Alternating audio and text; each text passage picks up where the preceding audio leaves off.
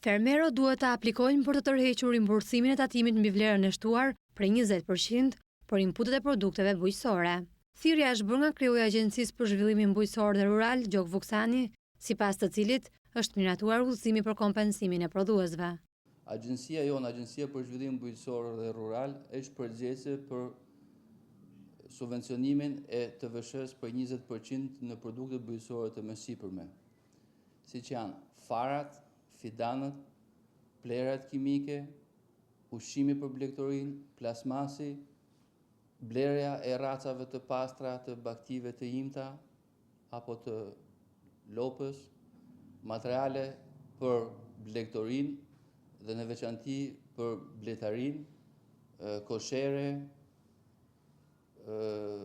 dhe materialet e tjera që përfshihen në gamën e inputeve bujqësore, siç janë pesticidet, insekticidet, herbicidet e kështu me radhë.